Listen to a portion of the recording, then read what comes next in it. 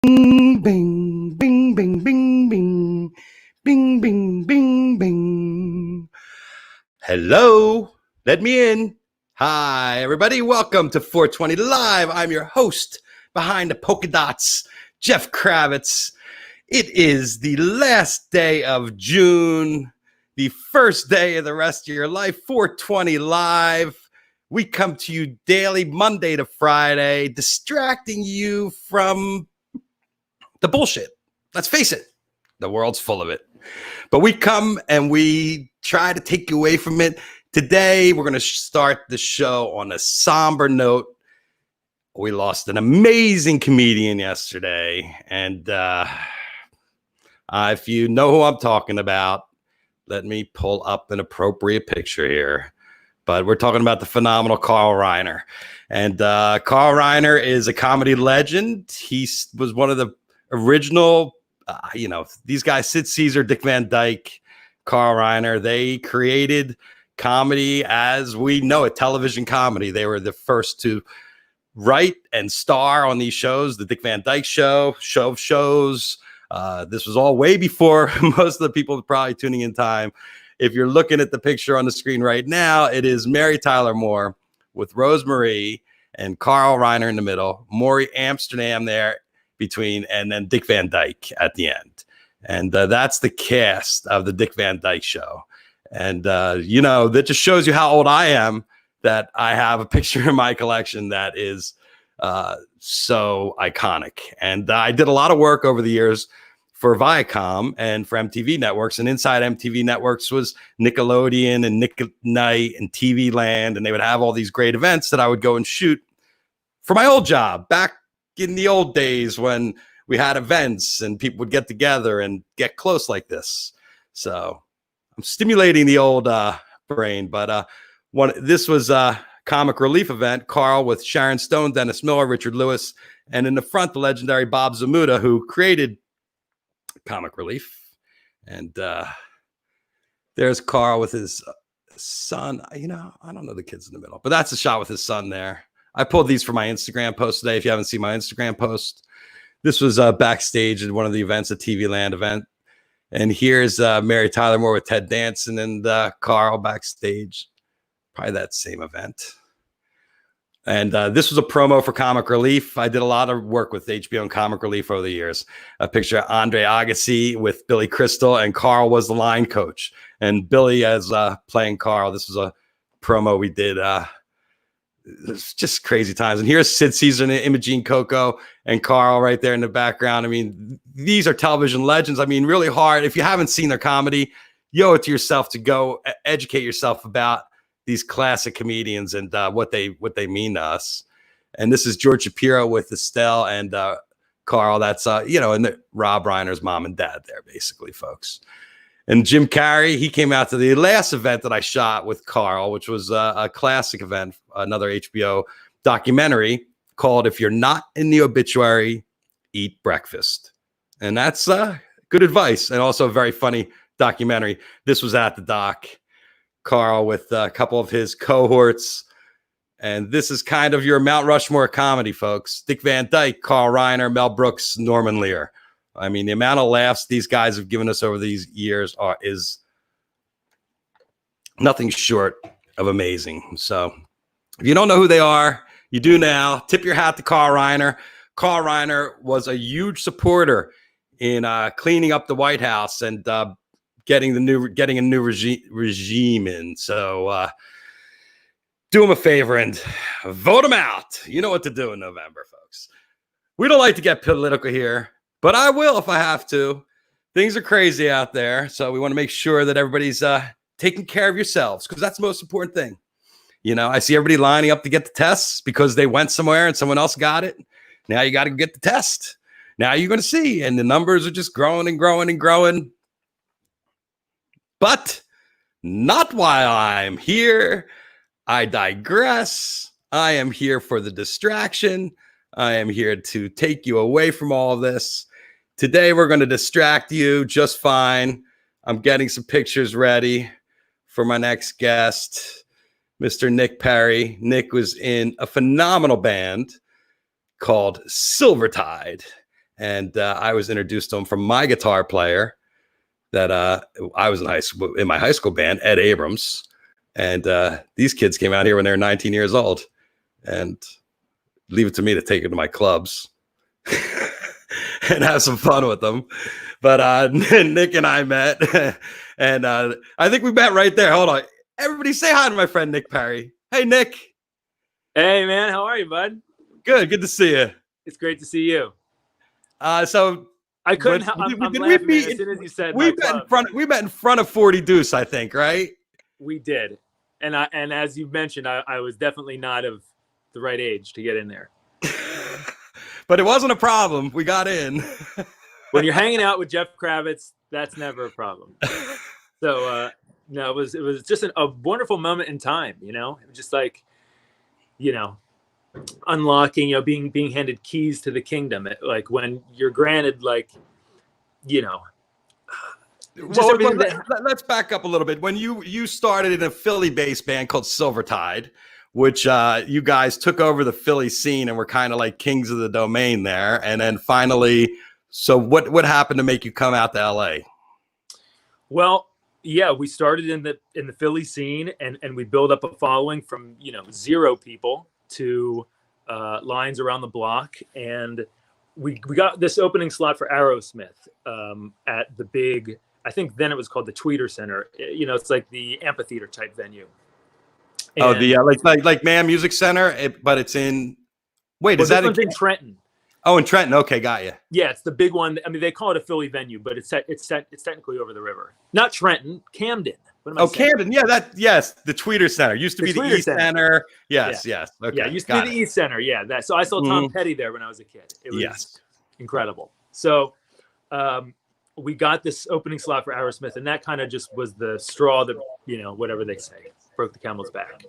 And it wasn't long after that labels started getting interested, and our manager at the time, Brad Rubens, did the most baller move I've ever heard of. And still to this day, I think it's just a genius move. So he knew that the show on South Street was sold out. He knew it was sold out, but he invited the head of every label head in New York to come down and promised them, you know, get to see the band and blah, blah, blah. Anyway, they all get there, and none of them, not one of them, could get in. And they see that, oh, you're here? Wait, you're here? And it was just like this thing, and the door guy wouldn't let him in. Brad, at that moment, washed his hands and said, you know, he was nowhere to be found. Just none of them saw the show, but they saw that it was beyond capacity, lying down the block. And the next morning, we had 11 deals in writing. Like they didn't even see the band, but they had it. It was like this old school, you know. You know what? It's funny. I watched the Led Zeppelin documentary last night. This old Zepp, Dazed and Confused, and they were talking about how great a manager Peter Grant was. And what he said was no singles. Did you know that? Led Zeppelin, that was one of their rules. No singles. That's what he told the record label. And no television. And that was in the Led Zeppelin one. And then the label was like, what are we going to do with this? And then they released Led Zeppelin 2, and it hit like wildfire, and it took off. But that's interesting. It's kind of like the Peter Grant School of Management. Yeah. I kind of like it. I thought it was a baller move, and it totally worked. And next thing you know, we signed with Clive Davis. I was 16. And 16? You know, how old were you when you started playing guitar? 12. 12? Wow. And how long? When did the band start? The band also started. So I guess it was 2001. So hold on, maybe it was 2000. So maybe I was 17 when we signed the deal. But I mean, you know, right. It all happened within 1 year. 17. I mean, come on. it happened within 1 year of starting. Oh, so the band was put together when you were 16. By the time you were 17, you were signed. Yeah. I call it joining the circus because that's what it was like. So from that moment on, and it was like, you know, then we went out to LA to make this record. That's when I met you. And it was like, we're riding on this high. There's absolutely no rules whatsoever. In fact, rules are discouraged. And I feel like it was kind of the tail end of that era of excess because, you know, we hadn't gotten into downloading. The record industries hadn't, you know, collapsed yet. Right. It was the end of the CD era. Yeah. Yeah. Yes. And the CD era was mega. It was the most profitable era in the business, you know. And so our album, we spent $1 million. Wow. $1 million to make the record. Yeah, can you imagine? Wow. It's so insane now. It's insane. No one. Did they make the money back? I Nah. don't know. I mean, we sold a lot of records. But $1 million worth of records is a lot. Yeah, I think we sold like 350,000. Oh, that's good. Yeah. I mean, but when you spend that kind of money, I mean, they had expectations on us of selling at least $1 million. Right, of course. So it was a letdown. We got dropped because we didn't sell $1 million. You know, can you imagine like a band who sells 350,000 hard albums getting dropped now? Like it's crazy. That would be, you'd be Muse if you sold 300,000 physical albums. You know? So it was just a different time. But when I got out to LA, it was like we felt like we were kings of the world. And going back to how we started. But when I met you, yeah, there were no rules. We were living it up, especially coming from a very strict conservative Catholic background. I went to all boys school, shirt and tie and the whole thing, you know, and it was like it was just like, you know, you exploded when you got out of there.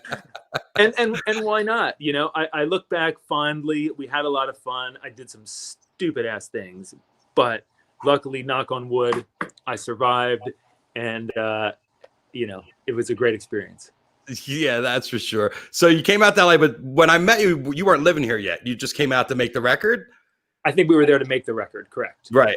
And then you were back and forth, and then finally you moved to California. When was that? Well, it's crazy because the band came and went so quickly. So by the time I was 22, it was over. The whole thing was over.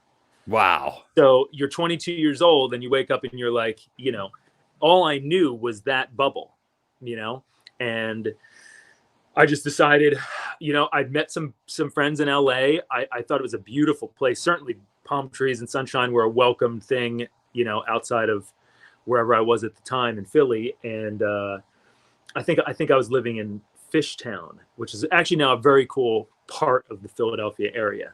Pretty cool area. But anyway, I moved out with one guitar and a suitcase, was living on my buddy's couch, and then hustling and meeting people in right place, right time. Luckily, I got a gig playing guitar for Perry Farrell, and that kind of, it gave me the confidence that I needed to know that I could have a life outside of Silvertide, because that's literally, when I say that's all I know, I mean, that's all I knew. Like I didn't even. Well, it was all you had. Well, I have some of these classic shots. First of all, I'm glad you put on at least 10 pounds since I took these pictures. At least the wife's been feeding you, I could tell. But I looked at these pictures. I was like, oh, my God, you guys were so explosive to shoot live. I mean, how did you, like, was it just years of watching all the videos of every other amazing rock guitar? Because you had every pose down. You had every move down, the jumps, the band jumps. The guitar collection was second to none. Dude, you're making me smile. Make me blush. I haven't seen some of these. Some of these I've seen. What show was this? Do you remember? So yeah, I have. So there was. I think. Hold on. Let me see. When I looked back, because I know you also shot stills during our music video. So that one has the stuff on with the flag on it, which you'll see in a second. Okay. And then I shot you at the Roxy once, and then there was another show. Hold on. I'm going to pull it up because I want to speak with authority about this. Let's see. Events. So there was a Silvertide concert January 18th, 2005. There was a J Records Silvertide shoot for your video. And then there was a Broadband YSP Presents Silvertide. Oh, that's what this is, in Philadelphia. Oh, wow. And that was Electric Factory, August 21st, 2004. Wow. So I must have been in Philly and gone to the show. And this is probably from that. Let's see. Hold on. I want to see what Walt was wearing in that last shot. Oh, wait. I'm not too Walt yet. Yeah, that's from that show, because there you are in the red shirt. And he's got the Philly shirt on. Yeah, what does that say? It says, "Don't fuck with me. I'm from Philly." With the picture of the Liberty Bell. Genius. With the crack in it. I mean, you guys are all dads now, right? We are. Walt. Yes. Walt's a dad. Yes, he is. And Walt, is he still singing? He is. He's actually working on a solo record for the first time in I don't know how many years, but it's going to be great because everything that he does is great. So I've heard a few songs and it's really good. For you guys to have that burst, that 5-year burst, where it was just like big time, welcome to it all, and all of a sudden it's like, okay, we're in our 20s now, and we don't know, we got to figure out a new identity for ourselves, right?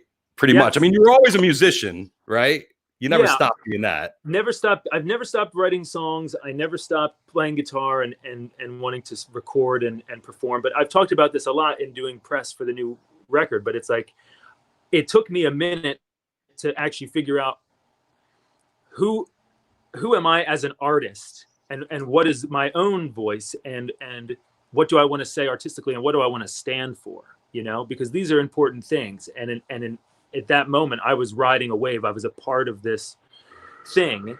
And, the band was definitely a democracy, and I had 1/5 of a vote. I mean, it was my band, but it was equally Walt's band and equally Brian's band. And right.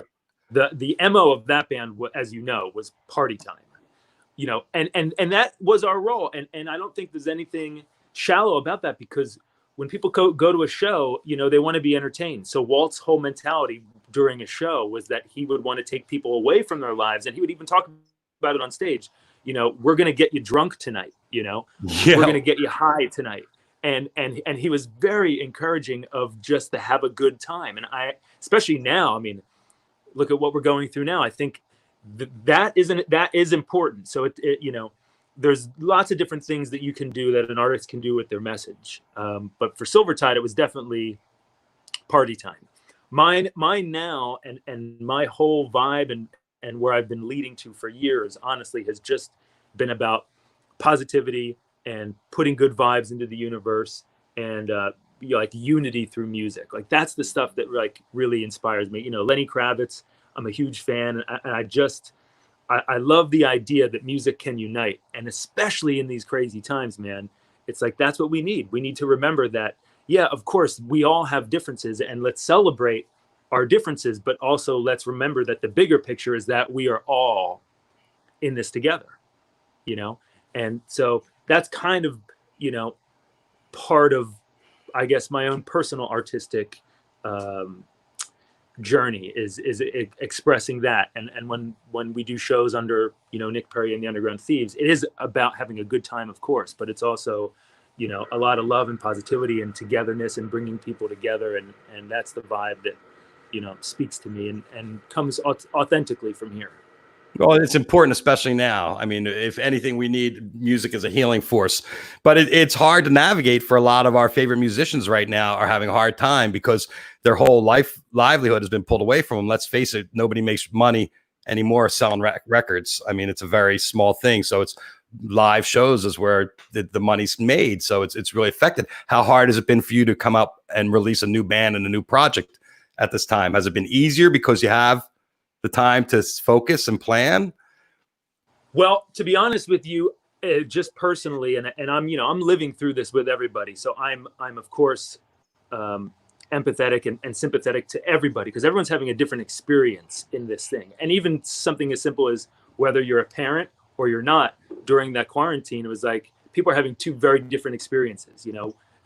Having kids and not having kids is a huge difference. Like, we went from having our daughter go to school every day to then basically homeschooling, right? So there are definitely differences, but at least professionally speaking, outside of the obvious, we can't tour and make money touring, I do feel fortunate because the timing of everything was just so that I would, after 2.5 years of work, like I started the record December 1st, 2017.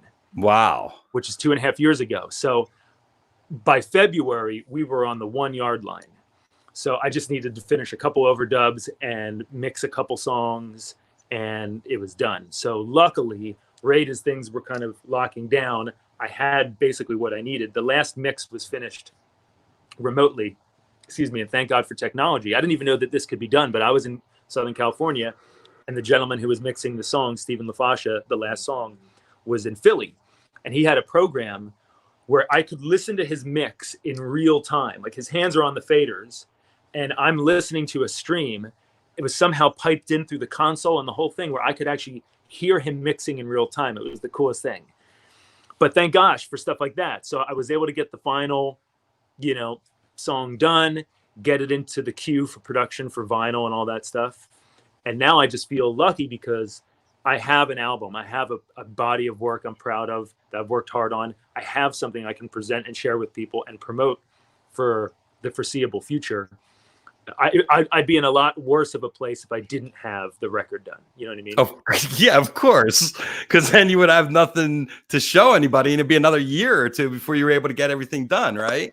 I know. So as frustrating as it was in the length of time it took, you know, and maybe we'll talk more about that later, because you know, this was a big moment for me to step forward as an artist and do something under my own name. And I wanted to get it right. So I spent a lot of time. Right. Because you've been in a couple different bands since, and we left off, you were in Perry Farrell's act. Yep. And then after Perry, that was, hold on, Switchfoot? No, Shinedown. Shinedown. For a moment in time, I did some stuff with Shinedown. Then I actually did a thing with my sister before she took off.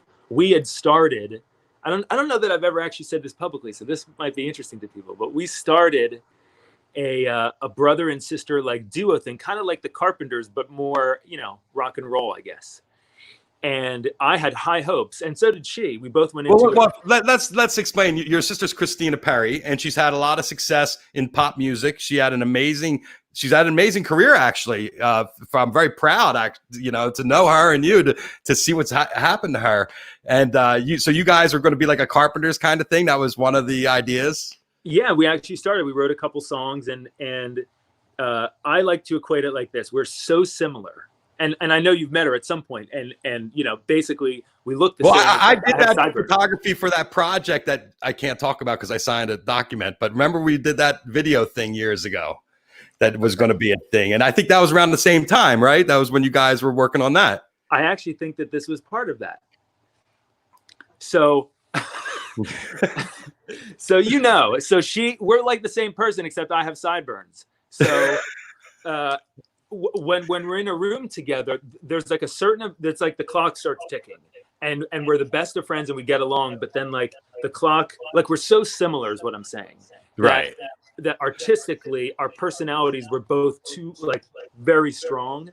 Right. And we ended up wanting to kill each other. And we, of course, we love each other. So we just decided respectfully that wasn't going to work, you know? Right. So I'd tried a variety of to try to get a variety of other original projects off the ground, but it's just, I don't know if people realize, I mean, certainly if you're not in bands and trying to make a career in music, I'm sure most people don't realize you don't just like snap your fingers and all of a sudden you're in like a successful touring band.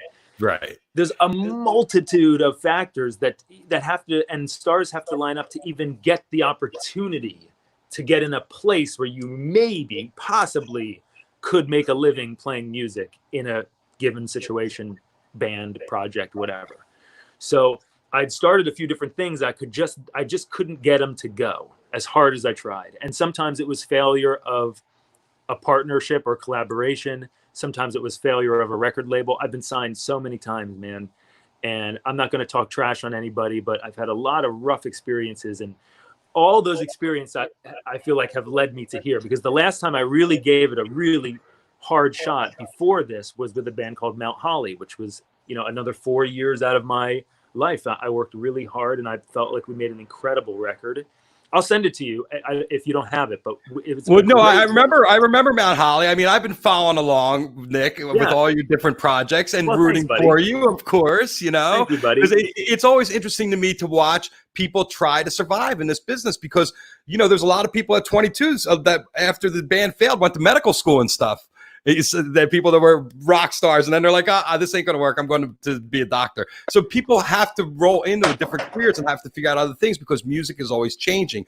But what I was going to say is, unfortunately, we've seen the death of rock and roll and we've seen the death of radio and we've seen the death of MTV, and everything's changed to this TikTok generation that is controlling the airwaves and controlling the charts and controlling our lives. I guess it's the Chinese because they made it, and my kids are telling me they spy on me through the software when I watch the videos. I don't know. I don't know what to believe. But, you know, it's like everything changes so much. So where you guys started as a traditional rock and roll band, we were 16. By the 15 years later, the whole world has changed, the whole way we consume music and what music is and what music sells. And now what we do for music, even we're in a new paradigm. So it's brave to try to, I think, be a rock and roller in an atmosphere like this. I think there's always going to be a market, and I think it's all going to come back around. It's cyclical, so you just have to be ready to catch the wave when it comes back around. But it's very hard to be a rocker in this day and age, and especially to try to get people to listen to new music, because people are fickle and everybody's into these hits. But I did listen to the new record. Thank you for giving me an advance copy. And I have to say, I was blown away. I think you genrely cross it. You know, as soon as I was trying to classify the record, oh, it's this, I would hear something completely out of the genre where I had classified it. So very open texturally. You really went for it. I mean, and ultimately you make all the decisions for all the songwriting and the production, right? I do have a band who I love, and I did write a handful of songs with all the band members. But yeah, I'm the driving force. I recorded and produced the whole record, and I wrote or co-wrote all the songs.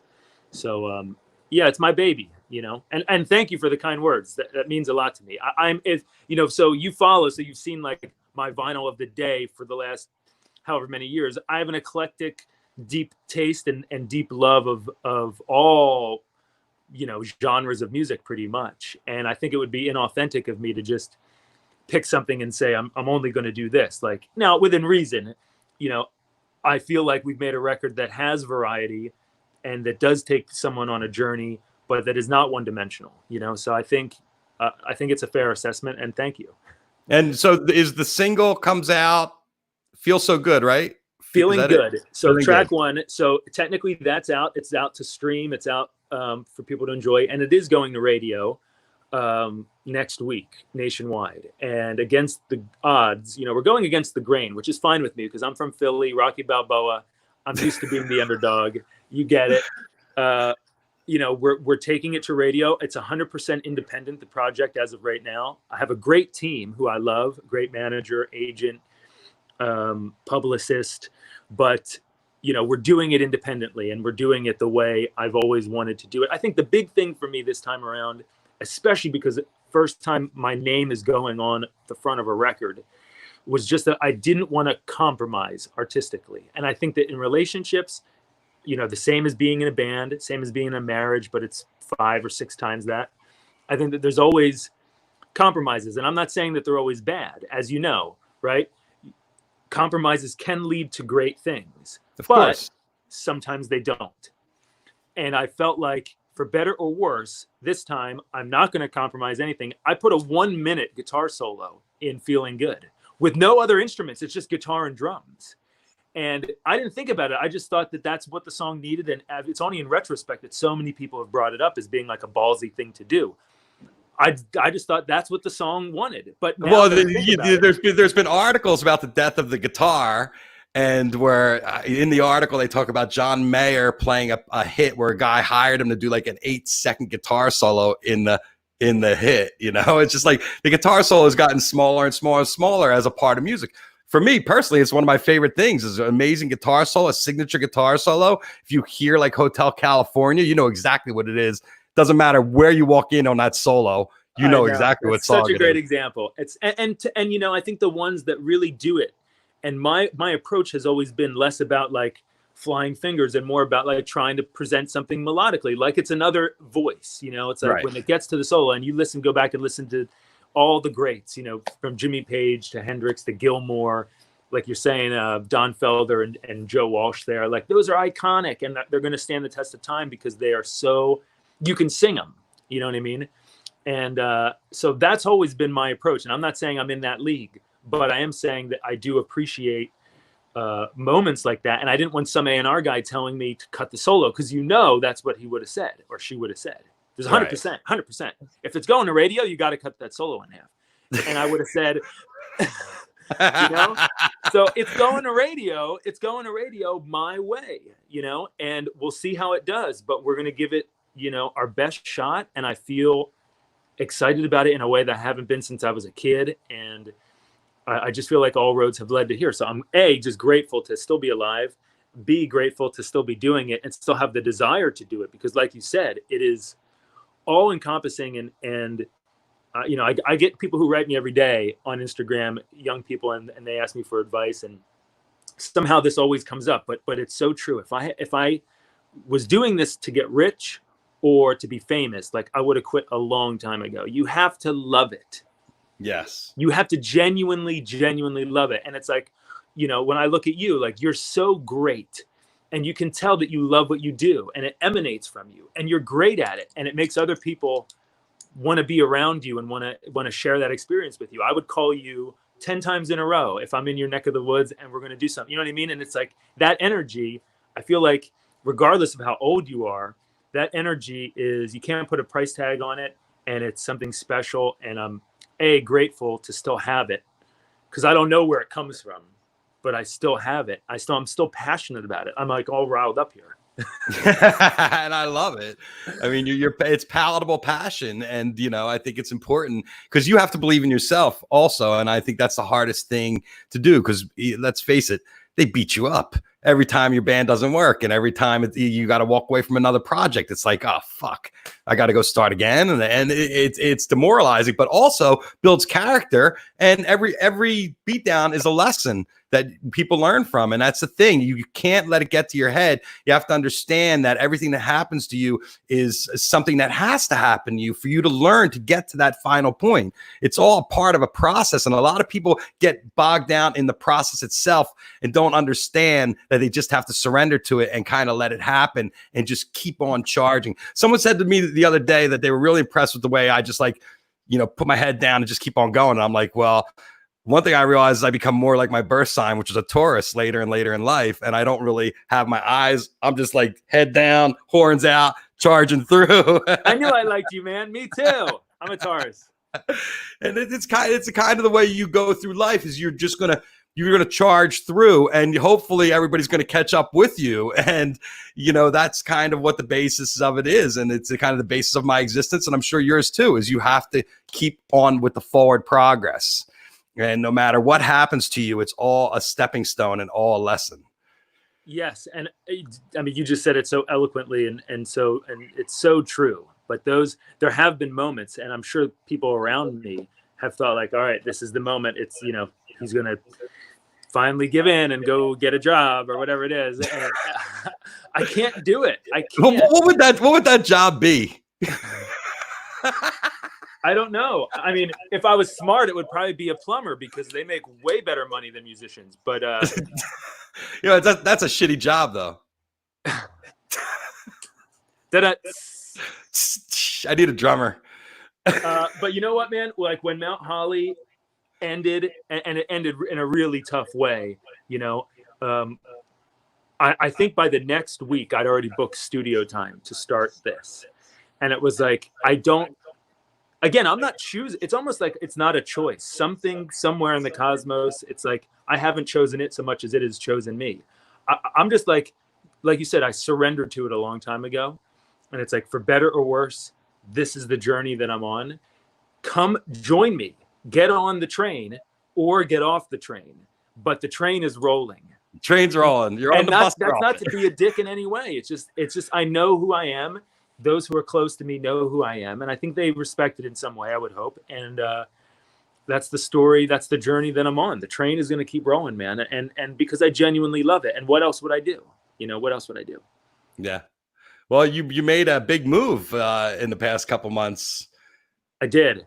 Well, for people who don't know, so I'm originally from the Philly area, Philadelphia, went to school in Philly, but I married a California girl. So all my time I spent in LA, you know, doing music.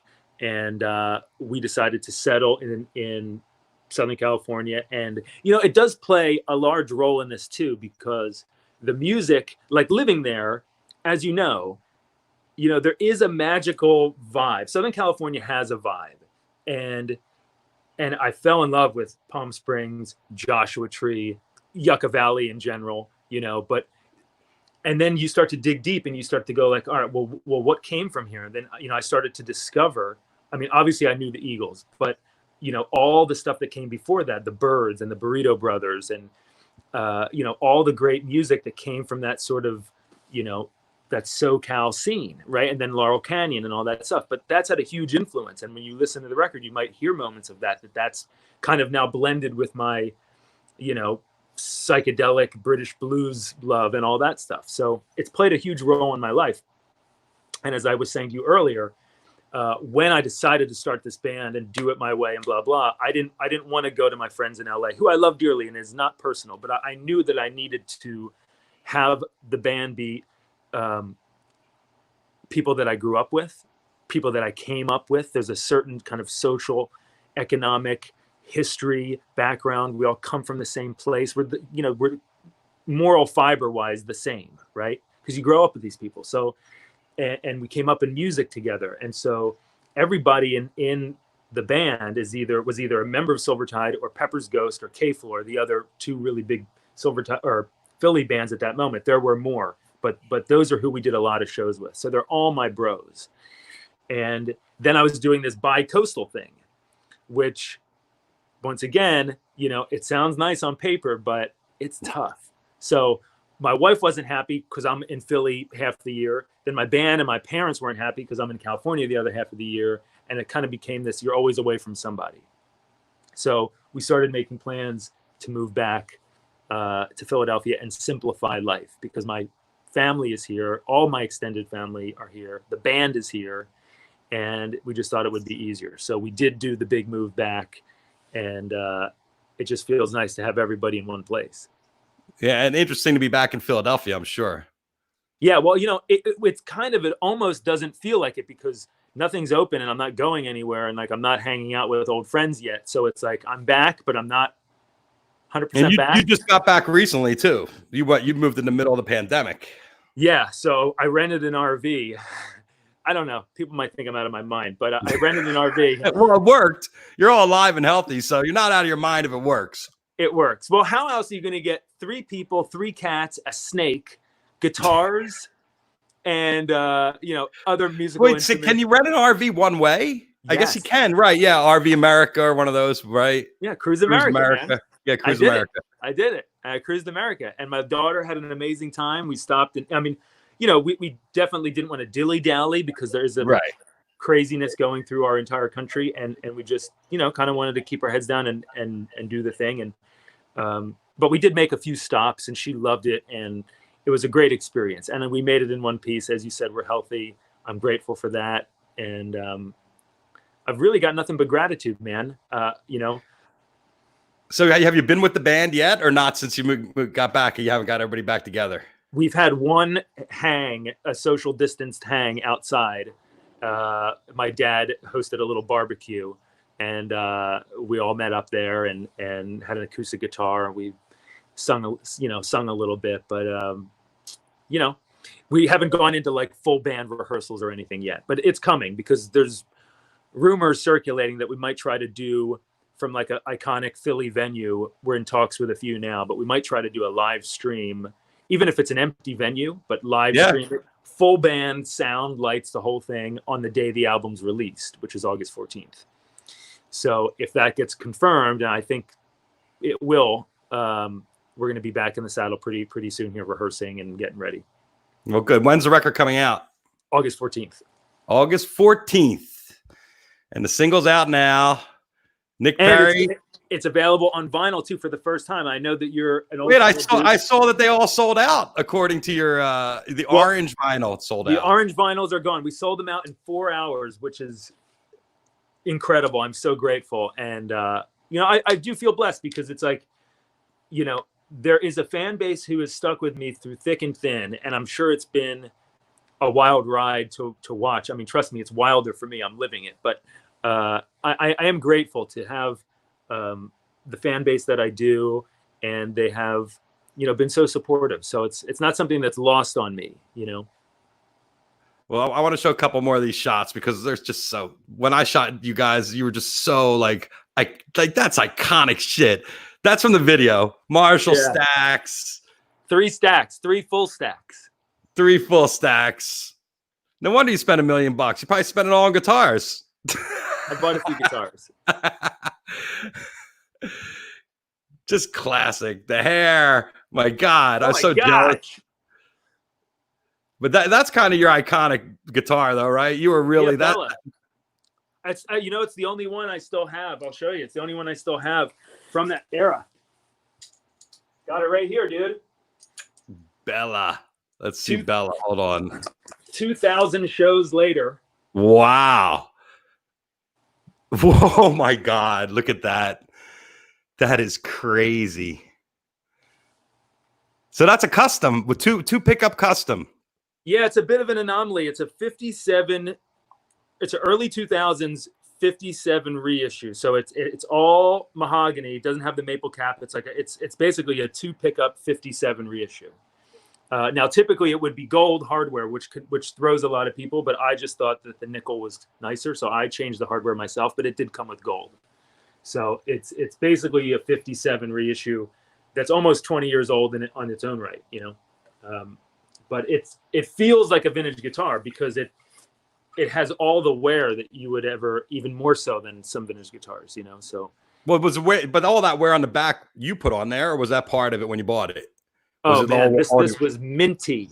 They didn't even do relic guitars then. They weren't doing that, huh? No, that wasn't invented yet. This was literally shiny and brand new. Look at that. You took off the whole freaking layer of paint. That is crazy. That's 2,000 shows, man, or more. That's nuts. How many did you own at the most? How many did you have? I never counted. I think probably at one time the most I ever had was probably somewhere around 50. But over the years, and one of the things that's actually helped me afloat through leaner times is I just got into buying and selling of gear, and I've been on eBay since like it came out. I was a kid, but I've been on it a long time. So one of my, hobby / extra curricular activities, whatever you want to call it, that's been able to pull in some money has just been buying and selling gear. So I've probably owned hundreds and hundreds of guitars, and they come in and they go. But the older I get, I feel like the less I need. I have less gear now. I mean, I still have some nice stuff, but I have less now than when I started. And but it's all good stuff, and it's stuff that I use. I couldn't play 50 guitars, No, of course not. So it's like, I right down here at the moment, I've got 5 nice guitars here, and I play them all, and I love them. I got a couple other things in storage here and there, but I'm super into the idea of just less is more right now. And I had this crazy experience listening to Clapton, this Cream album. I'm trying to think of what song. Sleepy Time. Do you know the song? No, I don't. But it's on Live Cream 1. And excuse me, about a year ago, maybe a little more. And I heard this tone coming from my turntable from the speakers. And it like was one of those life-changing moments that you don't have that often when you're an adult. When you're a kid and you're discovering stuff, you have it all the time. But as an adult, you have it a little less and less because you start to, more and more.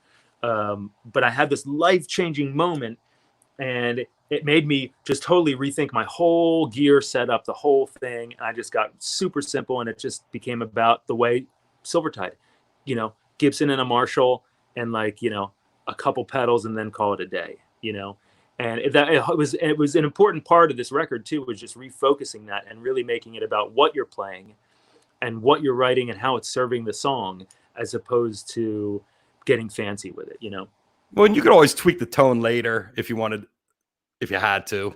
Yeah, I'm a purist though. My philosophy, at least in the studio, is like if you get it right going in, then you don't have to worry about it coming out. So I tweak before I hit record, if I have the luxury of time, and to try to get it right, because then your life is easier, the mixer's life is easier, and everyone's happy. Well, I saw the video you posted last week about the fuzz face. I have one of those little mini fuzz faces, but yeah, I put your fuzz face in there. They're $1,700. Those 1950, yeah, those 1950. You have an original 56 or 59 or 62. What is it? It's a 68. 68. If you go in, they're like $1,700 on eBay for all those old fuzz faces. The 68, the 70. Yeah, they're like $2,000, but they're the original Fuzz Faces. But then Fuzz Face makes the smaller versions too for $100, which I guess those Dunlop mini ones, man, are great. They sound great. Yeah, it's pretty. It's amazing the technology that's changed. Do you use any of the virtual setups? Have you tried any of those? I'm such, I know. You're a classic. Like the analog man. So if it doesn't have tubes in it, I not happening. I love it. Well, it's great to catch up. It's been way too long. My best wishes for the new record. It's called Sunvia. Sunvia. Man, beautiful. Thank you for having me. It's so great to see you. And for people who don't know, we've been friends a long time, and I consider it a great honor to know you. I think the last time we really hung, you were having a Christmas party, right? Yeah, you came and we played together. We did. It was awesome. It was a lot of fun. It was a lot of fun. I think of that like when I close my eyes and I think of like quintessential, like something you'd see on TV, like the quintessential perfect holiday party. I think of your Christmas parties. Yeah, with the band in the middle of the buffet. Dude, I had so much fun that night. It was just awesome. So it's a total pleasure, man. And I hope that we're playing shows in California, and if things resume in a positive way, sooner than later, and I can come see you. Same here. I look forward to it. Thanks, Nick, and good luck. And we'll all be looking out for the new record in middle August. Thank you, brother. All right. Take care. Nick Perri, ladies and gentlemen. True original. Here, let me see. I think I have a couple more here. Look at this kid. Look at oh, there. That's the wall on the floor, and Nick just over him. I'll send these to you, Nick. That's at the Roxy. These when you guys played the Roxy. This is upstairs in the dressing room. Bunch of youngsters. That was at the Roxy also. These pictures here are all at the Roxy, the performance at the Roxy. These guys were charging it. What a fun live show, Silvertide. This is from the video. the dance routine at the video. This is also from the video. Great shit. That's the last one. Great shit. I'll make sure you get a link there, Nick, so you can have those shots and share them with the world. Nick Perri, check out his record, check out his single, and it's just crazy. You don't realize in your life as you're living it what you're doing. I mean, I invested in this crazy little bar called 40 Deuce that was like a burlesque era strip bar with my friend Ivan Kane back in the 2000s. And it was really hot. I mean, you'd go in there, be Bono and Sting and Justin Timberlake in there. There'd always be some celebrities, and I invested in it, so they'd have to let me in, and also my friends. And I brought a whole crew, one Polestar, a bunch of people. Dan Berkowitz, when I first met Berkowitz, Tanner Wire, Alicia Carlin, we all Vince Iwinski brought everybody. And he's like, Kravitz, we all want to go out. And I took him to 40 Deuce. Many, many great memories there. And bringing Nick with him that night. And just, we had a blast. This place was fun. Good times for sure. Okay. I just wanted to, let's see. I got to show you guys this other picture today that came my way from my friend Clayton Halsey. And let's see, where is it? It is because tonight, if you're watching, if you're a fish head and you're playing along at home, there's a show tonight from the Greek Theater in Berkeley. And where is the, oh, there it is. There's the shot. There's the shot. The Greek Theater in Berkeley. And that was in 2010. And I went with a bunch of my friends up to the Greek Theater. We took a bunch of acid. I mean, Jesus. And then we dressed up in togas. And we walked around. Commando, there's me and Clayton at the fish show at the Greek in Berkeley to full effect. And the marijuana leaf head.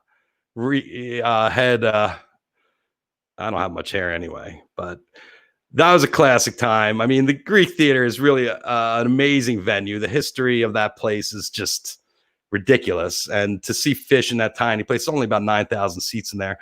I've seen a couple of very classic shows there. Radiohead there. a couple years ago was absolutely mind-boggling. These fish shows were very good. They weren't my favorite of that 2010 time, but they were a lot of fun. And it was always great to have fish in the California region.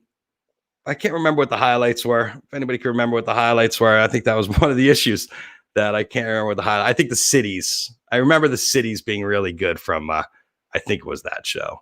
But yeah, there's me and Halsey, my friend Clayton Halsey, the voice of Big Brother, world famous editor at the fish show. If you're tuning in tonight, you're getting ready in 20 minutes to tune in to check out the guys.